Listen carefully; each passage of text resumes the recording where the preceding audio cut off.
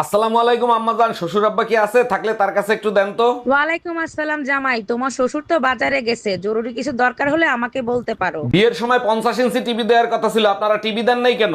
আরে জামাই, দুইটা টিভি দিয়ে কি করবা? আমার মেয়ের আল্ট্রাসাউন্ড করে দেখো, ওর ভিতর টিভি আছে।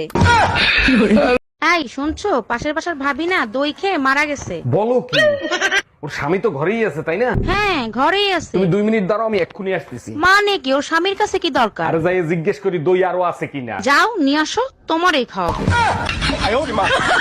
ভাইজান, একটা বিপদে পড়ছি, একটু হেল্প করবেন? অবশ্যই হেল্প করব, বলেন কি করতে হবে। আপনার ভাই বাসায় নাই, আমার 1000 টাকা লাগবে, কালকেই দেব। ভাবি এক কাজ করেন, 2000 নেন, আজকেই দেন। আমি টাকা ফেরত দেওয়ার কথা বলছি।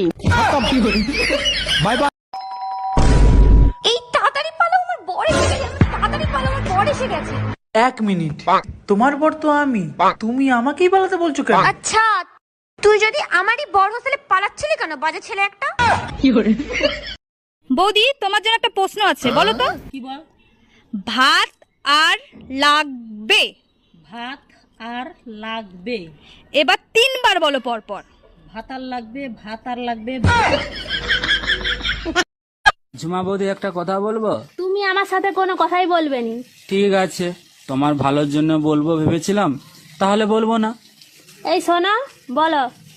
তুমি নাকি একে তাকে দাও। ধুর আলাদা।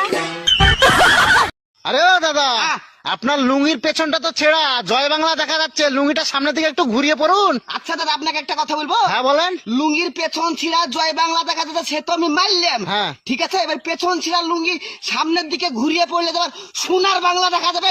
আমার তো কথা বেশি বুঝেন নাকি?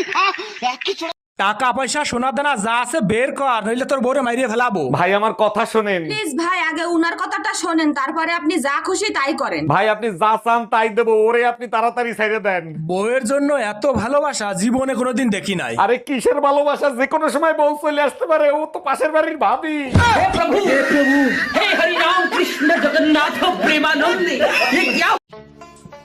বলো, আজকের রান্নাটা কেমন হয়েছিল? রান্না ভালোই হয়েছে, খারাপ হয়নি, কিন্তু আজকের রান্নাটা তুমি করোনি, বলো তোমার মা করেছে না। আরে তুমি কি করে বুঝলে আমার মা রান্না করেছে? কারণ অন্যদিন তো আমি কালো চুল পাই, আর আজকে আমি সাদা চুল পাইছি।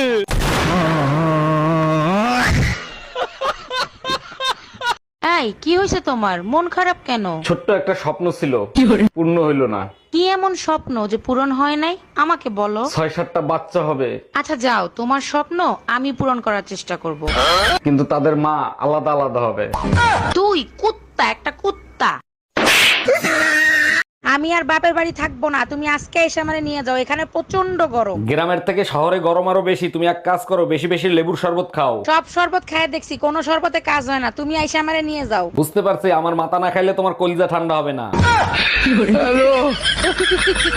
অরুণ ভাই, বুড়ো বয়সে একটা কোসি মেয়েরে বিয়ে করছেন, তা মেয়ে আপনারে কি দেখে পছন্দ করছে? আরে ভাবি, আপনি তো জানেন আজকালকার মেয়েরা বুড়ো মানুষ পছন্দ করে, কারণ বুড়ো মানুষের দম অল্পতে শেষ হয় না। সবই তো ঠিক আছে, দেখেন দম ফুরায় গেলে আবার পলায়না চলে যায়। পলাইবে না, কারণ বোন নামে লোন করা আছে, পলায়ে গেলেও ব্যাংকালারা খুঁজে নিয়ে আসবে।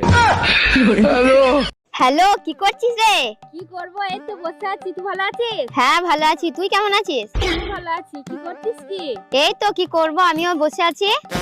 পিছনেটা কি রে ঘুর ঘুর করছে? আরে এটা তো জামাই বাবু রে, জামাই বাবু। বলছি জামাই বাবু কি আমার সাথে কথা বলবে না? আরে তুই তো সবই জানিস, তো জামাই বাবু বোবা, কথা বলতে পারে না। আরে ইশারায় তো কিছু বলতে বল। আচ্ছা ঠিক আছে, বলে দেখছি। কই গো, বলছি আমার বোনের সাথে একটু ইশারায় কথা বলো না।